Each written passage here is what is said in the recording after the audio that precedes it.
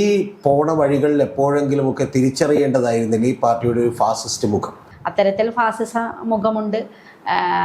തൊഴിലാളി വർഗ പ്രത്യയശാസ്ത്രത്തിൽ നിന്ന് പിറകോട്ട് പോകുന്നു. അത് പൂർണ്ണമായിട്ടും കോർപ്പറേറ്റുകളുടെ ഇതിലേക്ക് മാറിപ്പോകുന്നു. ഏകാധിപതികൾ വർദ്ധിച്ചു വരുന്നു. ഇതൊക്കെ അതിനകത്ത് വന്നുകൊണ്ടേയിരിക്കുക എന്ന പ്രവണതകളായിരുന്നു.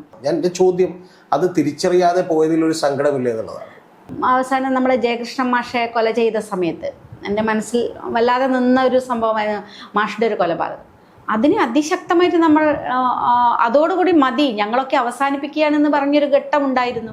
കമ്മ്യൂണിസ്റ്റ് പാർട്ടി എന്ന് പറയുന്നത് ഒരു മതം പോലെയാണ് പാർട്ടി എന്ന് പറയുന്നത്. അത്രമാത്രം അതിനകത്ത് വിശ്വസിച്ചാൽ അതെ, അതിനകത്ത് വിശ്വസിച്ചാൽ പുറത്തിറങ്ങി വരാമെന്ന് പറയുന്നത് നടക്കില്ല.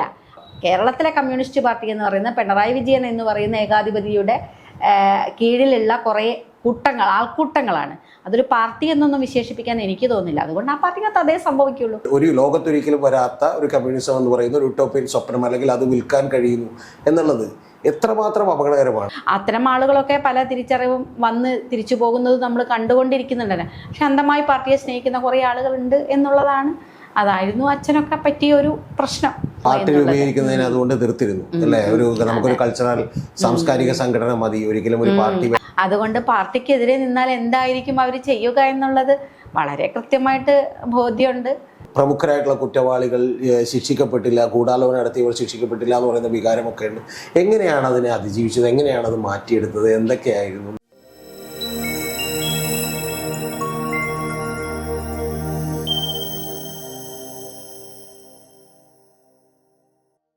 ചരിത്രത്തിൽ നമ്മൾ പല ക്രൂരതകളും കേട്ടിട്ടുണ്ട്. ഹിറ്റ്ലറുടെ കോൺസെൻട്രേഷൻ ക്യാമ്പുകൾ മുതൽ സ്റ്റാലിൻ്റെ ഭരണം വരെയുള്ള നിരവധി ക്രൂരതകൾ.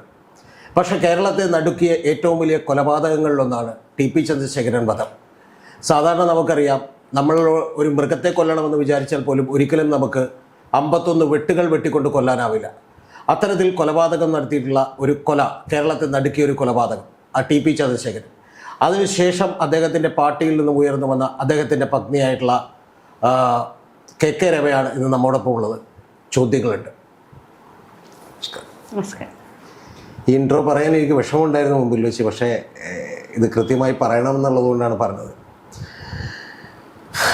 നമുക്ക് കുട്ടിക്കാലം മുതൽ, അല്ലെങ്കിൽ ഒരു പഠനകാലം മുതൽ നമ്മൾ എടുത്തു വെച്ചാൽ, കുടുംബം എന്ന് പറയുന്നത് തന്നെ 3 സഹോദരിമാർ, ഒരു ആൺകുട്ടി, മാധവൻ എന്ന് പറയുന്ന അച്ഛൻ, എല്ലാവരും തന്നെ പാർട്ടിയോട് അടിയുറച്ച വിശ്വാസമുണ്ടായിരുന്നവരാണ്.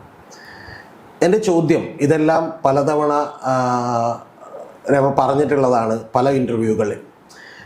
ചേച്ചി രമയേക്കാൾ കുറേ കൂടി വളരെ പൊളിറ്റിക്കലായിട്ടുള്ള ഒരാളായിരുന്നു, പഞ്ചായത്ത് പ്രസിഡൻ്റ് ആയിരുന്നു. അച്ഛൻ മാധവൻ വളരെ പാർട്ടിയാണ് ഏറ്റവും കൂടുതൽ സ്നേഹിച്ചിരുന്നത്. പക്ഷെ ഇങ്ങനെയൊക്കെ ഉണ്ടായിരുന്നിട്ടും ഈ പോണ വഴികളിൽ എപ്പോഴെങ്കിലുമൊക്കെ തിരിച്ചറിയേണ്ടതായിരുന്നില്ല ഈ പാർട്ടിയുടെ ഒരു ഫാസിസ്റ്റ് മുഖം. കാരണം പാർട്ടിയോട് ഇടഞ്ഞാൽ നിൽക്കാൻ കഴിയാത്ത, ഒരു സഹിഷ്ണുതയും പാലിക്കാത്ത ഒരു പാർട്ടിയാണ് CPM എന്ന് അന്നേ തിരിച്ചറിയാത്തതിൽ ദുഃഖമില്ല എന്നുള്ളതാണ് എൻ്റെ ചോദ്യം. അല്ല, അങ്ങനെയല്ലാതെ അതിനെ കാണേണ്ടത്. ഞാൻ അങ്ങനെയോ ആ പാർട്ടിക്കകത്ത് പ്രവർത്തിക്കുമ്പോഴും ആ പാർട്ടി നമുക്കൊരു വിശ്വാസം, ഒരു പ്രത്യയശാസ്ത്രത്തിൽ വിശ്വസിച്ചാൽ ആ പ്രത്യയശാസ്ത്രവുമായി മുന്നോട്ട് പോവുകയും അതിൻ്റെ പ്രവർത്തനങ്ങളുമായി മുന്നോട്ട് പോവുകയാണ് ചെയ്യുന്നത്. പക്ഷേ ക്രമേണ അതിനകത്തേക്ക് കൂടുതൽ ആഴ്ന്നിറങ്ങുമ്പോൾ, കൂടുതൽ അതിനെപ്പറ്റി മനസ്സിലാക്കുമ്പോൾ ആണ് ആ പാർട്ടി എങ്ങനെയാണ് എന്നത് നമ്മൾ തിരിച്ചറിയുന്നത്. അപ്പം അങ്ങനെയൊക്കെ തിരിച്ചറിഞ്ഞതിൻ്റെ ഭാഗം കൂടിയായിട്ടാണ് വലിയ തോതിൽ അതിനെതിരായിട്ടുള്ള പ്രവർത്തനങ്ങൾ എന്ന് പറഞ്ഞാൽ പാർട്ടിയകത്ത് നിന്നുള്ള തന്നെ ശക്തമായ വിമർശനങ്ങളും ഒരു ഉൾപാർട്ടി സമരം എന്ന് പറയുമല്ലോ, അത് നടത്തിക്കൊണ്ടേയിരുന്നതിൻ്റെ ഒരു ഭാഗമായിട്ട് കൂടിയാണ്. അത്തരത്തിൽ ഫാസിസ മുഖമുണ്ട്. തൊഴിലാളി വർഗ പ്രത്യയശാസ്ത്രത്തിൽ നിന്ന് പിറകോട്ട് പോകുന്നു. അത് പൂർണ്ണമായിട്ടും കോർപ്പറേറ്റുകളുടെ ഇതിലേക്ക് മാറിപ്പോകുന്നു. ഏകാധിപതികൾ വർദ്ധിച്ചു വരുന്നു. ഇതൊക്കെ അതിനകത്ത് വന്നുകൊണ്ടേയിരിക്കുക എന്ന പ്രവണതകളായിരുന്നു. അപ്പം അതുകൊണ്ട് തന്നെയാണ് ആ പാർട്ടിക്കകത്ത് നിന്നുകൊണ്ട് തന്നെ അതിനകത്ത് ഉള്ള ഫൈറ്റ് ആരംഭിച്ചത്. അതെനിക്ക് തോന്നുന്നു ഞാൻ അത്രമാത്രം ഉണ്ടായിരുന്നില്ല. ചന്ദ്രശേഖരനൊക്കെ 2000 മുതൽ ഈ പാർട്ടിക്കകത്ത് അതിശക്തമായ സമരങ്ങൾ അതിൻ്റെ ഭാഗമായിട്ട് നടത്തിക്കൊണ്ടേയിരുന്നു. അങ്ങനെയാണ് അവസാനം അതൊരു പൊട്ടിത്തെറിയിലേക്ക് എത്തുന്നതും പാർട്ടി വിട്ട് പുറത്തു വരുന്നതും. ഇതിൻ്റെയൊക്കെ ഭാഗമാണ് ഇത്തരം പ്രവണതകൾ ആ പാർട്ടിക്കകത്ത് തുടർന്നു വരുന്നു.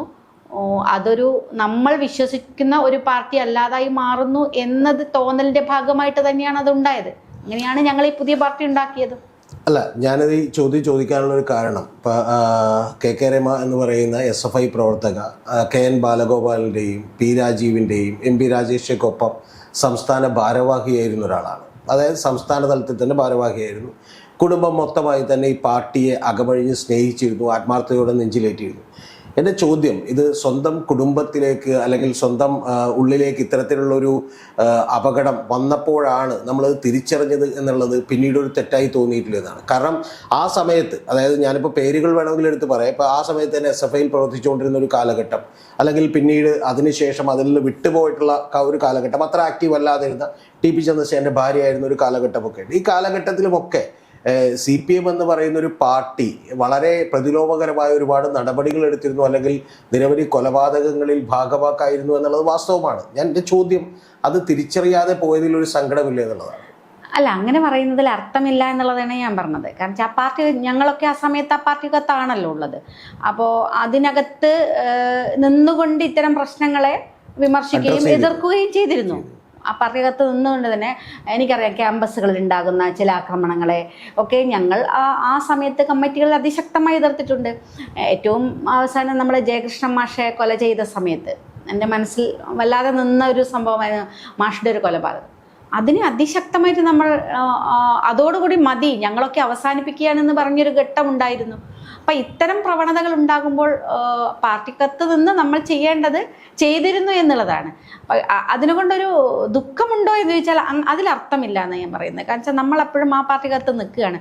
പക്ഷേ ദുഃഖിക്കേണ്ട കാര്യമില്ല. അതുകൊണ്ട് അത് തിരുത്തുന്നില്ല എന്ന് കണ്ടതുകൊണ്ടാണ് പിന്നീട് ഞാൻ SFI വിട്ടേറെ ഞാൻ പൂർണ്ണമായിട്ടും പ്രവർത്തനം നിർത്തുകയാണ്. എനിക്ക് DYFIയിലേക്ക് പോകാനോ മറ്റ് ഇതിലേക്ക് നേതൃത്വത്തിലേക്ക് എത്താനോ ഒരു താല്പര്യവുമില്ലായിരുന്നു. അതൊക്കെ ഇതിൻ്റെയൊക്കെ ഒരു ഭാഗമാണ്. ഈ ഒരു പ്രതിഷേധങ്ങളൊക്കെ ഉണ്ട് എന്ന് നമുക്ക് പറയാം. ഇതൊന്നും ശരിയാവുന്നില്ല, നമ്മൾ പ്രതീക്ഷിക്കുന്നതല്ല, അതിലപ്പുറത്തേക്ക് മറ്റെന്തൊക്കെയോ നടക്കുന്നുണ്ട് എന്നുള്ള ചില തോന്നലുകളൊക്കെയാണ്. അവസാനിപ്പിക്കാൻ മതി, രാഷ്ട്രീയ പ്രവർത്തനം വേണ്ട എന്ന് തീരുമാനിച്ചിട്ടാണ് ഞാൻ. അത്യാവശ്യം നാട്ടിൽ, നമുക്ക് രാഷ്ട്രീയം എന്ന് പറയുന്ന നാട്ടിൽ സാധാരണക്കാരുടെ ഇടയിൽ നാട്ടിൽ പ്രവർത്തിക്കാം, അതിലപ്പുറത്തേക്ക് ഒരു നേതൃനിരയിലേക്ക് വരണ്ട. മത്തായി ചാക്കോ എന്നെ ഒരുപാട് നിർബന്ധിച്ചിരുന്നു. SFI വിട്ട സമയത്ത് ചാക്കോ നിരവധി പ്രാവശ്യം എന്നെ വന്ന് കാണുകയും വിളിപ്പിക്കുകയും ഒക്കെ ചെയ്ത് DYFIയിൽ സജീവമാകണം, നേതൃത്വത്തിലേക്ക് വരണം എന്നാവശ്യപ്പെട്ടിരുന്നു. ചാക്കോ ആയിരുന്നു ആ സമയത്തുണ്ടായിരുന്നു. പക്ഷേ അത് സ്വീകരിക്കാനൊന്നും തോന്നിയിരുന്നില്ല. എൻ്റെ ഒരു കാരണം ഇതൊക്കെ തന്നെയാണ്. ഈ ഒരു ഇൻ്റർവ്യൂവിൽ കൃത്യമായി പറഞ്ഞിട്ടുള്ളൊരു വാചകം, അല്ലെങ്കിൽ പറയാതെ പറഞ്ഞൊരു വാചകം എന്ന് പറയുന്നത് TP ചന്ദ്രശേഖരൻ സഖാവ്, അത് കെ രമ SFIയിലൊക്കെ ഇറങ്ങുമ്പോഴാണ്, അദ്ദേഹം DYFI ഇറങ്ങുമ്പോഴാണ് അദ്ദേഹം DYFIയുടെ ജില്ലാ സെക്രട്ടറിയും പ്രസിഡൻറ്റും ഒക്കെ ആകുന്നത് കോഴിക്കോട്. അപ്പോൾ ഈ സമയം മുതൽ തന്നെ, അല്ലെങ്കിൽ അതിനുശേഷം, ഇപ്പോൾ 2008 RMP രൂപീകരിക്കുന്നത്. പക്ഷേ 2008 RMP രൂപീകരിക്കുന്നത് പെട്ടെന്നുണ്ടായിട്ടുള്ള ഒരു സംഭവവികാസത്തിലാണ്. പക്ഷേ കെ രമ അതിനു മുമ്പുള്ള ഒരു ഇൻ്റർവ്യൂവിൽ കൃത്യമായി പറഞ്ഞിട്ടുള്ളത്, അതിനു മുമ്പ് തന്നെ പാർട്ടിക്കകത്ത് വലിയ വിഭാഗീയതയും വലതുപക്ഷ വ്യതിയാനത്തിനും എതിരെയൊക്കെ TP ചന്ദ്രശേഖരൻ വലിയ നിലപാടുകൾ എടുത്തു എന്നാണ്. അതൊന്ന് വിശദീകരിക്കാമോ? എന്തായിരുന്നു അന്ന് അനുഭവിച്ചിരുന്ന പ്രയാസങ്ങൾ എന്നുള്ളത്? അതെ ഞാൻ പറയാം. ആ പാർട്ടിക്കകത്ത് ശക്തമായ വിഭാഗീയത തുടങ്ങിയ ഒരു ഘട്ടമുണ്ടായിരുന്നു. അവിടെയാണ് ഞാൻ 2000 മുതൽക്കത് 2000-ലെ സാമ്പത്തിക വിഷയങ്ങളുമായിട്ടാണ്, സാമ്പത്തിക വ്യതിയാനങ്ങളാണ് അതിൻ്റെ അകത്ത് ഏറ്റവും വലിയ പ്രശ്നമുണ്ടായിരുന്നത്. നവലിബറൽ കൂട്ടുകെട്ടും അതിൻ്റെ ഭാഗമായിട്ട് ആ പാർട്ടി അതിലേക്ക് മാറിപ്പോകുന്നതും ഒക്കെ ആണ് പ്രധാനമായും സംസാരിച്ചതും അതിനെതിരായിട്ടാണ് നിലപാടെടുത്തതും. അപ്പം അന്ന് മുതൽക്കേ തുടങ്ങിയ പ്രശ്നങ്ങളാണ്. പിന്നീട് അത് കൂടുതൽ വന്നു. അത് ആശയ സമരങ്ങൾ വ്യക്തിപരമായിട്ട് 2 വിഭാഗമായിട്ടാണ് VS പിണറായി പക്ഷത്തിലേക്കൊക്കെ പിന്നീടത് പരിണമിക്കുന്നത്. ഇതിൻ്റെയൊക്കെ തുടക്കം ഇതാണ്. ഇതിനകത്തുള്ള ചില പ്രത്യയശാസ്ത്ര പ്രശ്നങ്ങളും ആന്തരികമായ വിഷയങ്ങളും ഒക്കെ ആണ് അതിലേക്ക് വരുന്നത്. അതുകൊണ്ട് തന്നെ ചന്ദ്രശേഖരൻ ആ സമയത്തെ അങ്ങനെ എടുത്തിരുന്നു എന്നാണ് ഞാൻ മനസ്സിലാക്കുന്നത്. എല്ലാ കാലങ്ങളിലും പാർട്ടിക്കകത്ത് അതിൻ്റെ ഭാഗമായിട്ട് 2 പക്ഷമായിട്ട് രൂപാന്തരം വന്നിരിക്കും. അതിൽ ഒഞ്ചിയത്താണ് ചന്ദ്രശേഖരനെ ഉണ്ടായിരുന്നത്. ഒഞ്ചിയത്ത് ശക്തമായ വിഭാഗീയ പ്രവർത്തനങ്ങൾ ആ സമയത്തൊക്കെ ഉണ്ടായിരുന്നു എന്നതാണ്. അതുകൊണ്ടാണ് ചന്ദ്രശേഖരൻ അന്ന് DYFIയുടെ ജില്ലാ പ്രസിഡൻ്റായിരുന്നു, ജില്ലാ സെക്രട്ടറി ആയിരുന്നു. പക്ഷെങ്കിൽ ജില്ലാ സമ്മേളനത്തിൽ പങ്കെടുപ്പിക്കാതിരിക്കാൻ വേണ്ടി ബോധപൂർവമായ ചില വിഷയങ്ങൾ കൊണ്ടുവന്നു. പ്രതിനിധി പോലും ആക്കിയിട്ടില്ല. അതൊക്കെ ഉള്ളിൽ നടക്കുന്ന അന്തർധാരകളുടെ ഭാഗമായി നടക്കുന്ന ചില പ്രശ്നങ്ങളാണ്. മനഃപൂർവ്വമായി ചില വിഷയങ്ങൾ ഉണ്ടാക്കി കൊണ്ടുവരിക, അത് ഈ ഒരു പ്രത്യയശാസ്ത്രത്തിലേക്ക് വഴുതി മാറിപ്പോകുമ്പോൾ അതിനെ എതിർക്കുമ്പോൾ ആ പക്ഷത്തെ ഇല്ലാതാക്കാൻ വേണ്ടി പാർട്ടി ഒരു പക്ഷത്തിൻ്റെ ഭാഗമായിട്ട് മാത്രമാകാൻ വേണ്ടിയിട്ടുള്ള ചില പ്രവർത്തനങ്ങളാണ് നടത്തുന്നത്. അതിൻ്റെ ഭാഗമായി മറുപക്ഷത്ത് നിൽക്കുന്ന ആളുകളെ എങ്ങനെ ഇല്ലാതാക്കാം, എങ്ങനെ ഒതുക്കാം എന്നാണ് ആലോചിച്ചു കൊണ്ടിരുന്നത്. അങ്ങനെയാണ് ഒരു കമ്മിറ്റിയിലും വന്നില്ല, സമ്മേളനത്തിൽ പങ്കെടുപ്പിച്ചില്ല, അതുകൊണ്ട് തന്നെ നേതൃത്വത്തിലേക്ക് വന്നിട്ടില്ല. ഇതൊക്കെ ഒരു ഭാഗത്ത് ഇങ്ങനെ നടന്നുകൊണ്ടേയിരിക്കുക. അപ്പോൾ ആ സമരങ്ങളും അതിനകത്തുള്ള കമ്മിറ്റികളിലായാലും മറ്റും ഉൾപാർട്ടി ചർച്ചകളും ശക്തമായ നീക്കങ്ങളും ഒക്കെ മറുഭാഗത്തും ഉണ്ടാകും. അതാണ് ഒഞ്ചിയത്തുണ്ടായിരുന്ന, അല്ലെങ്കിൽ ഈ പാർട്ടിയിൽ കോഴിക്കോട് ജില്ലയിൽ ഉണ്ടായിരുന്ന ഒരു പ്രധാന, കോഴിക്കോട് ജില്ല മാത്രമല്ല സ്റ്റേറ്റിൽ മുഴുവൻ ഈ ഒരു പ്രശ്നം അതാണല്ലോ. മലപ്പുറം സമ്മേളനത്തിൽ നമ്മൾ കണ്ടു, പാലക്കാട് സമ്മേളനത്തിൽ കണ്ടു, പല സമ്മേളനങ്ങളും നമ്മൾ കണ്ടതാണല്ലോ. അതിൻ്റെ ഒരു മാറ്റങ്ങളും അതിൻ്റെ ആ അടികളും ഒക്കെ നമ്മൾ കണ്ടതാണത്. അതൊക്കെ ഉണ്ടായിരുന്നു എന്നാണ് ഞാൻ മനസ്സിലാക്കുന്നത്. അതുകൊണ്ടാണ് ഒരു ഏരിയ കമ്മിറ്റി മെമ്പർ മാത്രമായി നിന്നിരുന്നത്. കാരണം ജില്ലാ കമ്മിറ്റിയിലേക്ക് തിരഞ്ഞെടുക്കുകയോ അല്ലെങ്കിൽ ഒരു ജില്ലാ സെക്രട്ടേറിയറ്റ് മെമ്പറോ അല്ലെങ്കിൽ അത്രയും ഊർജ്ജസ്വലമായി കൃത്യമായി പ്രവർത്തിച്ചുകൊണ്ട് TP ചന്ദ്രശേഖരനെ എടുക്കാത്തത് എന്നുള്ളത് പറഞ്ഞിട്ടുണ്ട്. അപ്പോൾ പ്രശ്നം ശരിക്കും ഒരു RMP ഉണ്ടാക്കുന്നത് 2008 ആ സമയം മുതലല്ല തുടങ്ങിയത്. കാരണം ഇതിൻ്റെ ഉള്ളിലുള്ള പ്രശ്നങ്ങൾ അല്ലെങ്കിൽ ഇപ്പം KK രമ കുറച്ചുകൂടി ഇത് വലതുപക്ഷ വ്യതിയാനം എന്നൊക്കെ പേരിട്ട് വിളിച്ചാൽ കൃത്യമായ ഒരു സാമ്പത്തികമായിട്ടുള്ള കാര്യങ്ങളിൽ ചിലർക്ക് താല്പര്യം ഉണ്ടാവുകയും ആ സാമ്പത്തികമായിട്ടുള്ള ചില മുതലാളിമാരുമായി കൂട്ടുകെട്ട് വരികയും ഇതിനെല്ലാം കൃത്യമായി പാർട്ടിക്കകത്ത് നിന്ന് തന്നെ എതിർക്കുകയും അത് തിരുത്തപ്പെടാൻ ശ്രമിക്കുകയും ചെയ്തിരുന്നു. അതെ, ഉണ്ട്. തിരുത്തപ്പെടാനുള്ള ശ്രമങ്ങൾ നടന്നപ്പോൾ അത് തിരുത്തപ്പെടുന്നില്ല. അത് കൂടുതൽ വഷളായിക്കൊണ്ടിരിക്കുക മാത്രമാണ് ചെയ്തത്.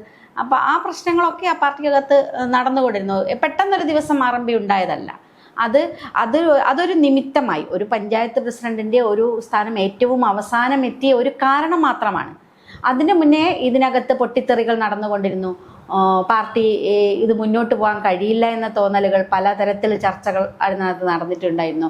പുതിയ പാർട്ടിയെ സംബന്ധിച്ച് ആലോചിച്ചിട്ടില്ലെങ്കിൽ പോലും ഇതിനകത്ത് നിൽക്കുക എളുപ്പമല്ല എന്നുള്ളത് തോന്നലുണ്ടായിരുന്നു. അത് ചന്ദ്രശേഖരന് മാത്രമല്ല, പല സഖാക്കൾക്കും. അതുകൊണ്ടാണ് പെട്ടെന്നൊരു പാർട്ടി ഉണ്ടായപ്പം ഒരു പ്രദേശത്തെ 80% ആളുകൾ പുതിയൊരു പാർട്ടിയിലേക്ക് വരണമെങ്കിൽ പെട്ടെന്നൊരു കാരണം കൊണ്ട് ആരും വരില്ലല്ലോ. നിങ്ങൾക്ക് ആലോചിച്ചറിയാം, ഒരു പഞ്ചായത്ത് പ്രസിഡന്റ് വിഷയം കൊണ്ട് ഇത്രയും ആളുകൾ പുറത്തിറങ്ങി പുതിയൊരു പാർട്ടിയിലേക്ക് വരും. അതുവരെ പ്രത്യേകിച്ചും കമ്മ്യൂണിസ്റ്റ് പാർട്ടി എന്ന് പറയുന്നത് ഒരു മതം പോലെയാണ് പാർട്ടി എന്ന് പറയുന്നത്. അത്രമാത്രം അതിനകത്ത് വിശ്വസിച്ചാൽ, അതെ, അതിനകത്ത് വിശ്വസിച്ചാൽ പുറത്തിറങ്ങി വരാമെന്ന് പറയുന്നത് നടക്കില്ല. അപ്പോൾ അത് നേരത്തെ ഉള്ള ആ പ്രശ്നങ്ങൾ ആളുകൾക്കൊക്കെ അറിയാം. അതിനകത്തുള്ള വിഭാഗീയതയും അതിനകത്ത് പാർട്ടിയുടെ പ്രശ്നങ്ങളും ഒക്കെ, പാർട്ടി എവിടേക്കാണ് പോകുന്നത് എന്നൊക്കെ തിരിച്ചറിവ് ആളുകൾക്ക് ഉണ്ടായിക്കൊണ്ടിരുന്നു. അതുകൊണ്ടാണ് ഈ ഒരു വിഷയം ഉണ്ടാക്കുമ്പോൾ പെട്ടെന്നൊരു പൊട്ടിത്തെറി ഉണ്ടായതും രണ്ടായി മാറി. ഇതിൽ TP വളരെ കൃത്യമായി പറഞ്ഞിട്ടുള്ള ഒരു ബൈറ്റ് എന്ന് പറയുന്നത്, ഇത് ഞങ്ങൾ VS അകത്ത് നിന്ന് പോരാടുന്നു, ഞങ്ങൾ പുറത്ത് നിന്ന് പോരാടുന്നു എന്നൊരു വ്യത്യാസം മാത്രമേ ഉള്ളൂ എന്നാണ്. പക്ഷേ എൻ്റെ ചോദ്യം അതല്ല.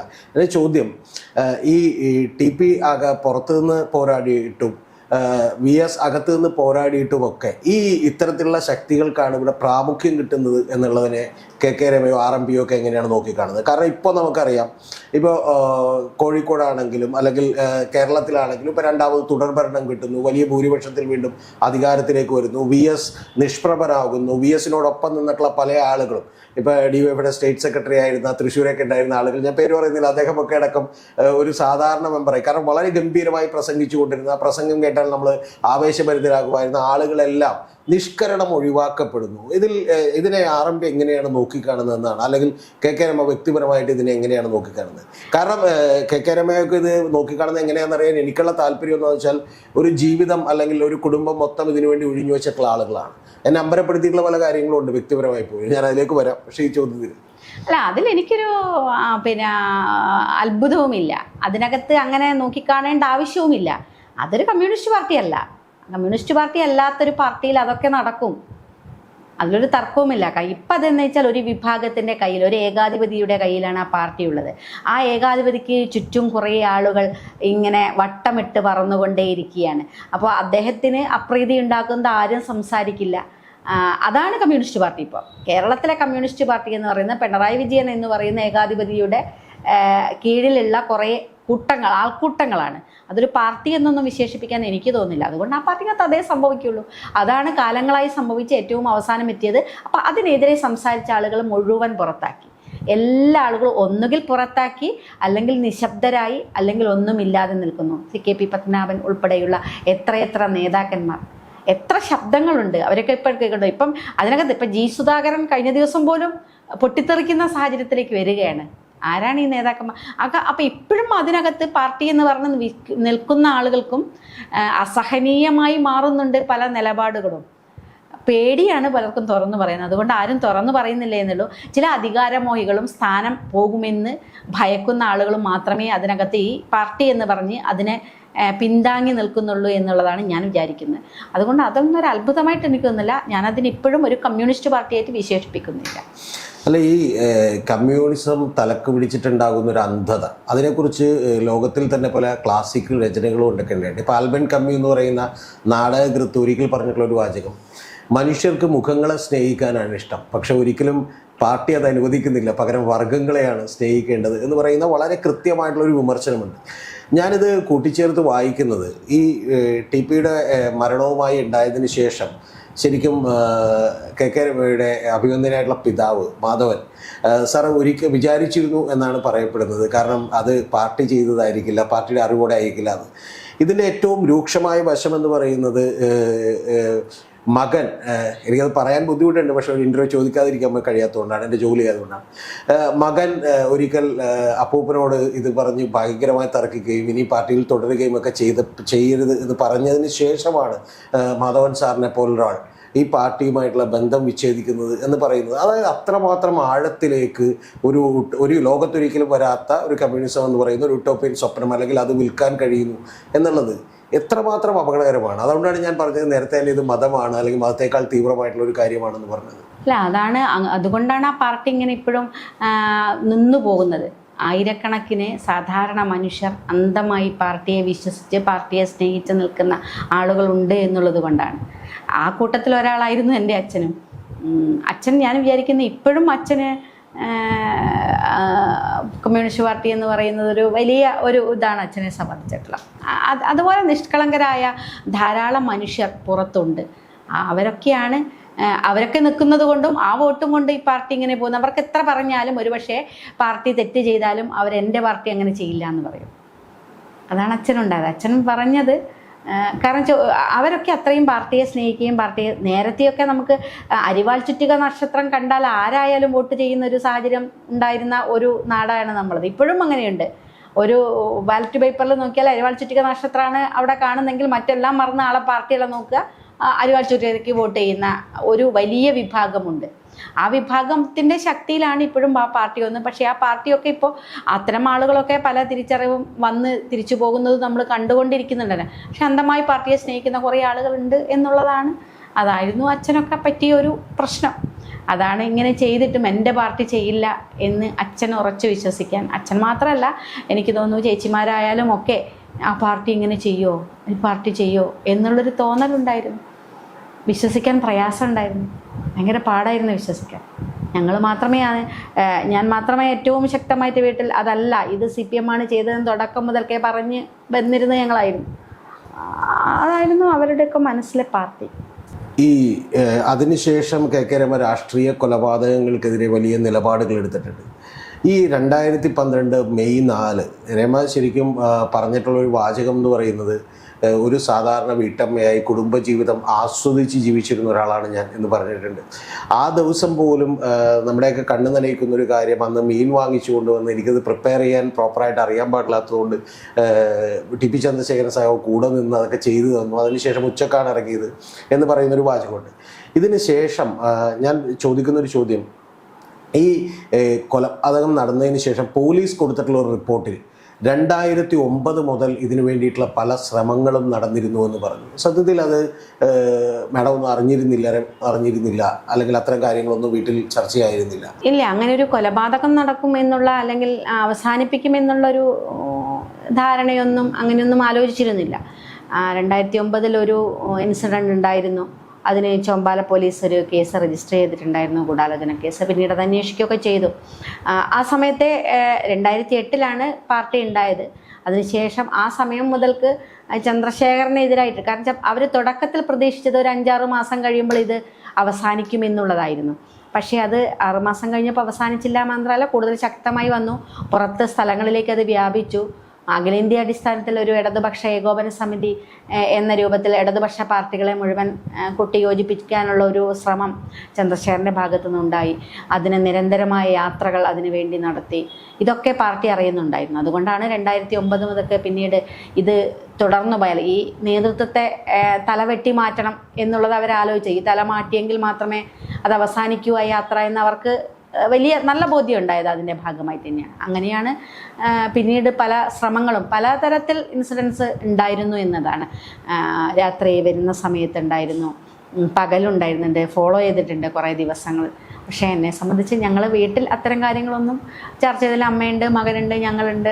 അപ്പോൾ പക്ഷെ എനിക്ക് ഭയം ഉണ്ടായിരുന്നു, തുടക്കം എന്തെങ്കിലും ഉണ്ടാവുമോ പാർട്ടി രൂപീകരിക്കുന്നതിന് അതുകൊണ്ട് തീർത്തിരുന്നു അല്ലേ? ഒരു നമുക്കൊരു കൾച്ചറൽ സാംസ്കാരിക സംഘടന മതി, ഒരിക്കലും ഒരു പാർട്ടി വേണ്ട. അതെ, കാരണം താങ്കൾ നേരത്തെ ചോദിച്ച ഇതിനകത്തുള്ള ഫാസിസത്തെ പറ്റി സംസാരിച്ചിരുന്നു എന്ന് ചോദിച്ചാൽ, ഫാസിസത്തെ എന്തായിരുന്നു എന്ന് നമുക്കറിയാലോ. എങ്ങനെയാണ് പലരെയും കൈകാര്യം ചെയ്തത്, പല കൊലപാതകങ്ങളെ സംബന്ധിച്ച് നമുക്കറിയാവുന്നതാണല്ലോ.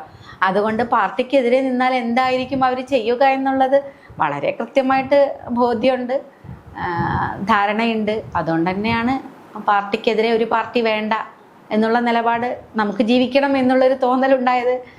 നമുക്ക് ജീവിക്കാം, മറ്റൊന്ന് വേണ്ട, നമുക്ക് രാഷ്ട്രീയ പ്രവർത്തനം, സാമൂഹ്യ പ്രവർത്തനം നടത്താൻ. രാഷ്ട്രീയ പ്രവർത്തനം എന്ന് പറഞ്ഞാൽ രാഷ്ട്രീയ പാർട്ടിയിൽ ഉണ്ടാവണം എന്നല്ലോ. നമ്മൾ ജീവിക്കുന്ന എല്ലാം രാഷ്ട്രീയമാണ്, നമ്മൾ ഈ പറയുന്നത് രാഷ്ട്രീയമാണ്, നമ്മൾ കഴിക്കുന്ന ഭക്ഷണമായാലും ധരിക്കുന്ന വസ്ത്രമായാലും എല്ലാത്തിനും രാഷ്ട്രീയമുണ്ട്. അപ്പം നമ്മൾ ആ രാഷ്ട്രീയം കൊണ്ട് പോവുക എന്ന് കഴിഞ്ഞാൽ സമൂഹത്തിന് മാറ്റം ഉണ്ടാക്കാൻ വേണ്ടിയിട്ട് നമ്മുടെ ഓരോ രീതികളും മാറ്റം വന്നുകൊണ്ട് ആ സമൂഹത്തിനെ മാറ്റാൻ സാധിക്കും. അതിനൊരു പ്രത്യയശാസ്ത്രത്തിനെ മാത്രം പിൻബലം വേണം എന്ന് ഞാനിപ്പോഴും വിശ്വസിക്കുന്നില്ല. ഈ ടി.പിയുടെ ഒരു തീവ്രത കുറക്കണം എന്ന് രമ എപ്പോഴെങ്കിലും ആവശ്യപ്പെട്ടിരുന്നു? കാരണം നമുക്കൊക്കെ അത്ഭുതം തോന്നുന്ന ഒരു തീവ്രമായ ഇടപെടലുകളോ അല്ലെങ്കിൽ പ്രസംഗങ്ങളോ ഒക്കെയാണ് ടി.പി. ചന്ദ്രശേഖരൻ്റെ ഭാഗത്ത് നിന്ന് ഉണ്ടായിട്ടുള്ളത്. കാരണം ഒരു വിധത്തിലുള്ള മിതത്വവും, ഇപ്പം ശരിക്കും രമേനോട് സംസാരിക്കുമ്പോൾ പോലും വലതുപക്ഷ വ്യതിയാനം എന്നാണ് പറയുന്നത്, അല്ലാതെ ഇവർ കാശടിച്ചു മാറ്റിയായിരുന്നോ കള്ളന്മാരാണെന്നൊന്നും പറയുന്നില്ല. ഞാൻ പലപ്പോഴും ശ്രദ്ധിച്ചിട്ടുള്ള ഒരു കാര്യം, താങ്കൾ കുറെ കൂടി സൗമ്യമായ രീതിയിലാണ് ഇടപെടുന്നത്.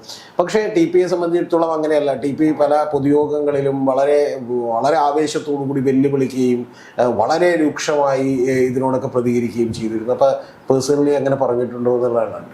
അല്ല, പേഴ്സണലി അങ്ങനെ പറഞ്ഞിട്ടില്ല. പക്ഷെ അറിയാം അദ്ദേഹത്തിൻ്റെ രീതികൾ, അദ്ദേഹത്തിൻ്റെ രീതി അങ്ങനെ ആയി മാറിയതാണ് പിന്നീട്. കാരണം വെച്ചാൽ ഒരു ജീവിതം മുഴുവൻ ഒരു പ്രസ്ഥാനത്തിന് വേണ്ടി പ്രവർത്തിക്കുകയാണ്. പക്ഷേ അത് അംഗീകരിക്കാത്ത പാർട്ടി മറ്റ് പലതലങ്ങളിലും മാറുക, ആ വ്യക്തിയെ അവസാനിപ്പിക്കണമെന്ന് ആലോചിച്ച് നടക്കുകയാണ്.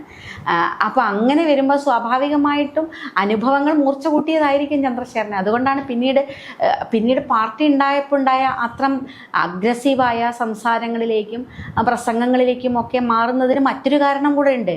ആ പ്രദേശത്ത് ചന്ദ്രശേഖരൻ്റെ കൂടെ ഇറങ്ങി വന്ന ആയിരക്കണക്കിന് മനുഷ്യർ അവരെ ഇല്ലാതാക്കുകയാണ്, അവരുടെ ജീവനോപാധികൾ മുഴുവൻ നശിപ്പിക്കുകയാണ്, കിട്ടുന്ന സമയത്ത് മുഴുവൻ ആക്രമിക്കുക. എത്ര അക്രമങ്ങൾ നടന്നു ജയരാജനെതിരെ. പിന്നെ ജയരാജൻ മാത്രമല്ല, ജയൻ, സിനീഷ്, ഗോപാലകൃഷ്ണൻ, ഇഷ്ടം പോലെ ആളുകൾ പലരുടെയും വീടുകൾ ആക്രമിച്ചു. പലർക്കും അവിടെ നിൽക്കാൻ പറ്റുന്നില്ല. കാരണം വെച്ചാൽ ഒരൊറ്റ കാരണം ആർമിയിലായി മാറിയെന്ന് മാത്രം.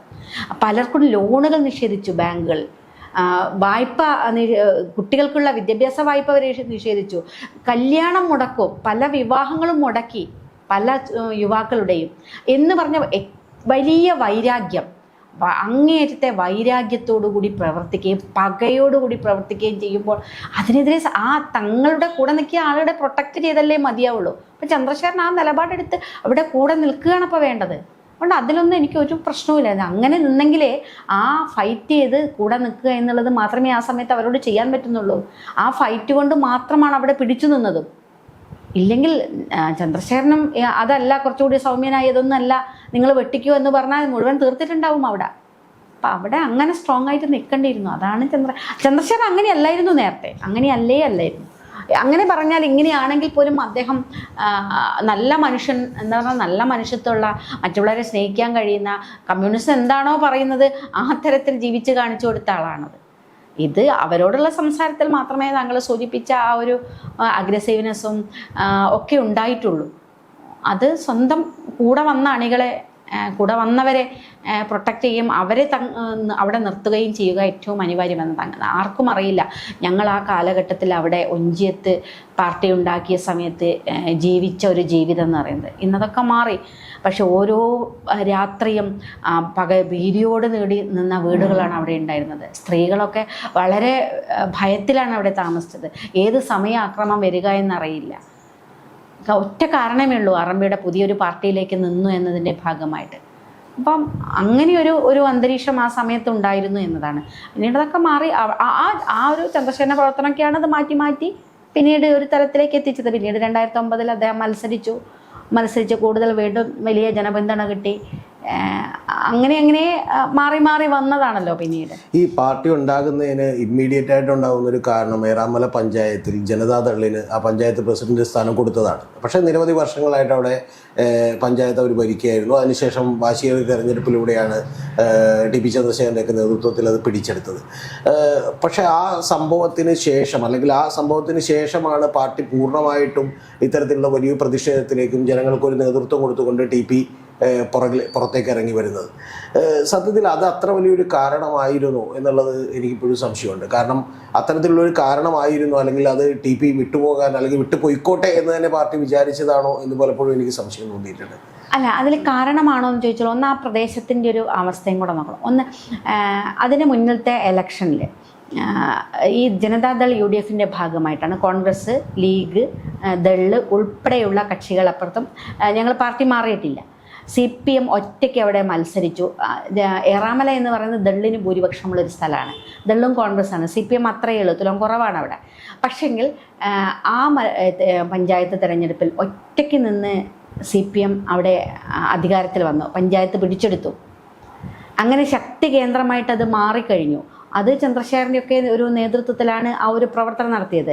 അന്ന് കൊട്ടാരത്ത് ലക്ഷ്മി എന്ന് പറയുന്ന CPMൻ്റെ ആളായിരുന്നു നമ്മുടെ അവിടെ പഞ്ചായത്ത് പ്രസിഡന്റ് വനിതയായിട്ട് വന്നത്. CPMൻ്റെ പഞ്ചായത്ത് പ്രസിഡന്റ്. ഞങ്ങളൊക്കെ ആ പാർട്ടിയിലാണ്. അങ്ങനെ നിന്നൊരു സ്ഥലമാണ്. പിന്നീട് നടന്ന ഇലക്ഷനിൽ പിന്നീട് LDF ഇപ്പുറത്ത് വന്നു. LDF CPMൻ്റെ ദള് LDFൻ്റെ കൂടെ വന്നു. LDFൻ്റെ ഭാഗമായിട്ട് മാറി. UDF വിട്ട് വന്നു. അപ്പോൾ സ്വാഭാവികമായിട്ടും അവിടെ മത്സരിക്കുമ്പോൾ ഒന്നിച്ചാണ് മത്സരിക്കുന്നത്. ആ മത്സരിക്കുന്ന തെരഞ്ഞെടുപ്പിൽ ഒരു ധാരണയുമില്ല. നേരെ അതിൻ്റെ മുന്നേ CPM ഭരിച്ചതുകൊണ്ട് പിന്നത്തെ തെരഞ്ഞെടുപ്പിൽ വനിതയല്ല, അവിടെ പുരുഷനാണ് ഉണ്ടായിരുന്നത്. പുരുഷൻ എന്ന നിലയ്ക്ക് വേണുവാണ് അവിടെ മത്സരിച്ചത്. ഏറാമല പഞ്ചായത്ത് പ്രസിഡന്റായിട്ട് വേണു മത്സരിക്കുന്നു. 5 വർഷത്തേക്ക് അന്ന് വേണു ബാങ്കിലാണ് ജോലി ചെയ്യുന്നത്. ബാങ്ക് ലീവ് എടുക്കാൻ പാർട്ടിയാണ് പറയുന്നത് എന്ന് പറഞ്ഞാൽ 5 വർഷം പഞ്ചായത്ത് പ്രസിഡന്റ് ആവണം, ലീവ് എടുപ്പിക്കുന്നു. അങ്ങനെ പറഞ്ഞ് 5 വർഷത്തേക്ക് ലീവ് എടുത്ത് യാതൊരു ധാരണയുമില്ലാതെ അവിടെ പ്രസിഡൻ്റായി വന്ന സമയത്താണ് 2.5 വർഷം കഴിഞ്ഞപ്പോൾ പാർട്ടി വയ്ക്കുന്ന ഒരു നിർദ്ദേശം 2.5 വർഷം കഴിഞ്ഞ് ദള്ളിന് കൊടുക്കണമെന്ന്. ഒരു നിർദ്ദേശവുമില്ല, തീരുമാനങ്ങളില്ല. തീരുമാനം ഒറ്റൊന്നേ ഉള്ളൂ, ചന്ദ്രശേഖരനും വേണുവിനെ ഉൾപ്പെടെയുള്ള ആളുകളെ അവിടെ പാർട്ടിയിൽ നിന്ന് ഒഴിവാക്കണം, ഒരു വിഭാഗത്തെ ഒഴിവാക്കണം ധാരണ. അത് മാത്രമേ ഉള്ളൂ. അതിൻ്റെ പിന്നിൽ വേറെയും ഞാൻ നേരത്തെ പറഞ്ഞ ചില സാമ്പത്തിക ഇടപാടുകളുണ്ട്, ബിസിനസ്സുകളുണ്ട്. പിന്നെ ഈ പ്രസിഡന്റ് സ്ഥാനം വേണുവിൻ്റെ അടുത്ത് നിന്ന് മാറി മറ്റൊരു പാർട്ടിക്ക് കിട്ടിക്കഴിഞ്ഞാൽ അവിടെ പല കാര്യങ്ങളും ചെയ്യാൻ സാധിക്കും. പിന്നെ പല കാര്യങ്ങളും ചെയ്യാൻ സാധിക്കും. അതാണ് ലക്ഷ്യം. അതിനു വേണ്ടിയിട്ടാണ് ഈ ധാരണയുണ്ട് എന്ന് പറഞ്ഞു കൊണ്ടുവന്ന് അതിന് ഞങ്ങൾ എതിർത്തു. അവിടെ ഞങ്ങൾ ഭൂരിഭാഗം എല്ലാ ബ്രാഞ്ച് കമ്മിറ്റികളും അന്ന് ഇതിനെതിരെ ശക്തമായ എതിർപ്പായിരുന്നു. കൊടുക്കാൻ പാടില്ല, അങ്ങനെ ഒരു ധാരണയില്ല എന്ന് പറഞ്ഞു. പക്ഷെ അത് പാർട്ടി അടിച്ചേൽപ്പിച്ചു. അതാണ് പൊട്ടിത്തെറിയിലേക്ക് വന്നത്. കേരളത്തിൽ ഒരുപാട് സംഭവിക്കുന്ന ഒരു കാര്യമാണ് രാഷ്ട്രീയ കൊലപാതകങ്ങൾ. ഒരുപാട് കുടുംബങ്ങൾ അതിനിരയായിട്ടുണ്ട്. അവരുടെ മക്കൾ ഇപ്പോഴും ജീവിച്ചിരിക്കുന്നുണ്ട്. അവർക്ക് വേണ്ടി ചോദിക്കുന്ന ഒരു ചോദ്യമാണ്, ചോദിക്കാൻ ബുദ്ധിമുട്ടുണ്ടെങ്കിലും. കാരണം KK രമ പറഞ്ഞിട്ടുള്ള ഒരു വലിയ വാചകം, എൻ്റെ മകന് ഒരു പ്രതികാര ബുദ്ധിയായിരുന്നു, പിന്നീട് അത് ഞാൻ മാറ്റിയെടുത്തു എന്നൊരു വാചകം കൃത്യമായി പറഞ്ഞിട്ടുണ്ട്. എന്തൊക്കെയാണ്, വളരെ ചുരുക്കി പറഞ്ഞാൽ മതി, പക്ഷെ എന്തൊക്കെയാണ് അതിന് എഫേർട്ട് എടുത്തത് മുഴുവനും പറയാൻ പറ്റില്ല എന്ന് എനിക്കറിയാം. കാരണം നമ്മുടെ നാട്ടിൽ നമ്മൾ കൃത്യമായ കണക്കുകൾ പോലും എൻ്റെ കയ്യിലുണ്ട്. ഇപ്പോൾ രാഷ്ട്രീയ കൊലപാതകങ്ങൾ, കണ്ണൂർ നടന്നിട്ടുള്ള രാഷ്ട്രീയ കൊലപാതകങ്ങളുടെ ഹിസ്റ്ററി എടുത്തു വെച്ചിട്ടുണ്ടെങ്കിൽ ആ കുടുംബങ്ങളിൽ നിന്ന് ഒന്നുകിൽ വീണ്ടും കുറ്റവാളികൾ ഉണ്ടായിട്ടുണ്ട്, അല്ലെങ്കിൽ വീണ്ടും മരണപ്പെട്ട ആളുകൾ ഉണ്ടായിട്ടുണ്ട്. നമുക്ക് ഇപ്പോഴും അത് തുടർന്നുകൊണ്ടിരിക്കുകയാണ്. ഇപ്പോൾ PFI പോലെയുള്ള അല്ലെങ്കിൽ SDPI പോലുള്ള പ്രസ്ഥാനങ്ങളും ബാക്കിയുള്ളതും അവരുടെ കുടുംബങ്ങളിൽ നിന്ന് വീണ്ടും ആ പാർട്ടിയോട് കൂടുതൽ ചേർന്ന് നിൽക്കുകയും ഇത്തരത്തിലുള്ള പ്രവർത്തനങ്ങൾക്ക് അവർ ഇറങ്ങുകയും ചെയ്യുന്നതാണ് നമ്മൾ കണ്ടിട്ടുള്ളത്. കെ രമ എന്ന് പറയുന്ന ഒരു അമ്മ കൃത്യമായി മകനെ മാറ്റിയെടുത്തു. ഇപ്പം അത്തരത്തിലുള്ള കാര്യങ്ങളൊന്നും അവൻ്റെ മനസ്സിലേക്കില്ല എന്ന് പറഞ്ഞു. തീർച്ചയായിട്ടും വളരെ അറ്റാച്ച്ഡ് ആയിട്ടുള്ള ഒരു അച്ഛൻ്റെ മകനായി ജീവിച്ച് ഡ്രൈവിംഗ് പഠിപ്പിച്ച് എല്ലാ കാര്യങ്ങളും ചെയ്യിപ്പിച്ച് വളരെ സന്തോഷകരമായ ഒരു ജീവിതം മുന്നോട്ട് പോകുമ്പോഴാണ് ഇത്തരത്തിലുള്ളൊരു കാര്യം ഉണ്ടാകുന്നത്. അപ്പം എന്നിട്ടും അതിൽ പ്രമുഖരായിട്ടുള്ള കുറ്റവാളികൾ ശിക്ഷിക്കപ്പെട്ടില്ല, ഗൂഢാലോചന നടത്തിയവർ ശിക്ഷിക്കപ്പെട്ടില്ല എന്ന് പറയുന്ന വികാരമൊക്കെ ഉണ്ട്. എങ്ങനെയാണ് അതിനെ അതിജീവിച്ചത്, എങ്ങനെയാണ് അത് മാറ്റിയെടുത്തത്, എന്തൊക്കെയായിരുന്നു എന്നുള്ളത് വളരെ ചുരുക്കി. എനിക്കറിയാം പേഴ്സണലി ബുദ്ധിമുട്ടുള്ളതാണ്, പക്ഷേ കേരളത്തിൽ അത് വളരെ ആവശ്യമാണെന്ന് തോന്നിയതുകൊണ്ടാണ് ഞാൻ ചോദിക്കുന്നത്. അല്ല, ഞാൻ എന്താ പറയുക, അത് അതിജീവിച്ചത് സാഹചര്യമാണ് നമ്മളെല്ലാം മാറ്റുന്നത്. അപ്പോൾ അങ്ങനെ ആ സമയത്ത് അങ്ങനെ ഒരു തീരുമാനം എടുത്തു പോവുക അനിവാര്യമായിരുന്നു. ചെറിയ കുട്ടിയാണ്, അവൻ്റെ മനസ്സിൽ തീർച്ചയായിട്ടും, അവൻ്റെ മാത്രമല്ല എല്ലാവരുടെയും മനസ്സിൽ അതായിരുന്നല്ലോ, തിരിച്ചു ചെയ്യുക എന്നുള്ള ഒരു കൊന്നവരെ അവരെ ഇല്ലാതാക്കണം എന്നുള്ള ഒരു ചിന്തയൊക്കെ പലരുടെയും മനസ്സിലുണ്ടായിരുന്നു. അപ്പോൾ അതും അവൻ്റെ മനസ്സിലിങ്ങനെ കടന്നു തിരിയുന്നുണ്ട് എന്ന് എനിക്ക് തോന്നിയിരുന്നു. അതുകൊണ്ട് അങ്ങനെയല്ലാതെ എന്താ പറയുക, അത് എങ്ങനെയെന്ന് ചോദിച്ചാൽ എനിക്കതിന് ഉത്തരം അത് ക്രമേണ ചെയ്യുന്നൊരു കാര്യമാണ്. പിന്നെ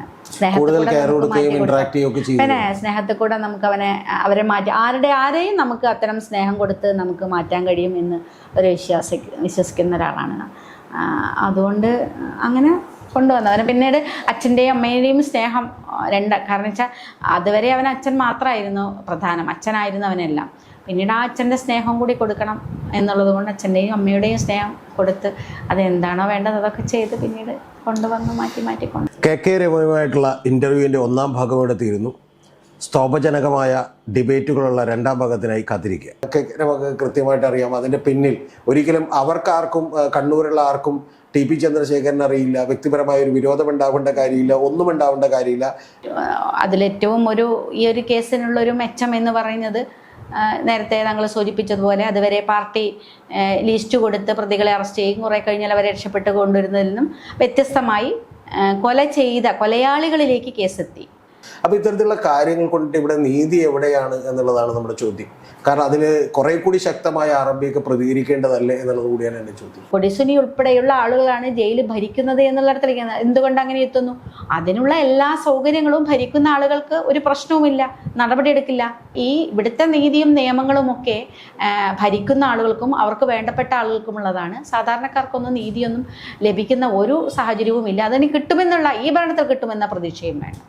കഴിഞ്ഞ തവണ 2020 എന്ന് പറയുന്ന ഒരു പാർട്ടി അവിടെ 8 സീറ്റുകളിൽ എറണാകുളത്ത് മത്സരിക്കുകയും അതിൽ 14.5% വോട്ട് പിടിക്കുകയും ചെയ്തു. 2020 ഒക്കെ ആ സമയത്ത് വന്നതാണ്, കുറച്ച് കഴിഞ്ഞാൽ അത് പോയി. ഇതൊക്കെ കുമ്പളകളാണ്, അതൊക്കെ പൊട്ടിപ്പോവും വേഗം. അദ്ദേഹം പറഞ്ഞുകൊണ്ടിരിക്കുന്നത് എൻ്റെ ജീവിതത്തിൽ 20 മാസങ്ങളാണ്, അല്ലെങ്കിൽ പൊതുപ്രവർത്തനം നടത്തേണ്ട 20 മാസങ്ങളാണ് ഈ കാരണം കൊണ്ട് നഷ്ടപ്പെട്ടു പോയത് എന്നാണ് അദ്ദേഹം പറയുന്നത്. വിരോധം വന്നത് എപ്പോഴാ? ചന്ദ്രശേഖരനെ കൊന്നതിന് ശേഷം മാത്രമാണല്ലോ. ഇതിൽ പ്രതി ഇവരാണ് എന്ന് മനസ്സിലാക്കിയതിന് ശേഷം മാത്രമാണല്ലോ വിരോധം വന്നത്. അതുവരെ എന്ത് വ്യക്തിപരമായ വിരോധം ഉണ്ടാവേണ്ടത്? അപ്പൊ ഇത്തരം കാര്യങ്ങളിലൊക്കെ കുറെ കൂടി ഒരു ജാഗ്രത പുലർത്തേണ്ടതായിരുന്നു എന്ന് തോന്നി. എന്ത് ജാഗ്രത പുലർത്താനാ? കൊല്ലണം വിചാരിച്ച ആൾക്കാർക്ക് എവിടെ നിന്ന് കൊല്ലാൻ പറ്റാത്തത്? അല്ല, അത് കോൺഗ്രസിന്റെ ഒരു ദൗർബല്യം കൂടിയാണ്. കാരണം കോൺഗ്രസിന് ഇതേവരെ ഒരു തീരുമാനം പറയാൻ പറ്റിയില്ല. അല്ല, അതൊക്കെ വെറുതെയാണ്. കോൺഗ്രസ് അതിൽ തീരുമാനം പറയേണ്ടതില്ല. ഞാൻ വിചാരിക്കുന്നത് അത് അവരെടുക്കേണ്ട നിലപാട് ഇതായിരിക്കണം എന്നാണ് ഞാൻ വിചാരിക്കുന്നത്. എവിടെ പോയി പറയണം ഈ പാവങ്ങൾ? ആരാണ് ഇവരുടെ വിഷയങ്ങൾ അഡ്രസ്സ് ചെയ്യേണ്ടത്?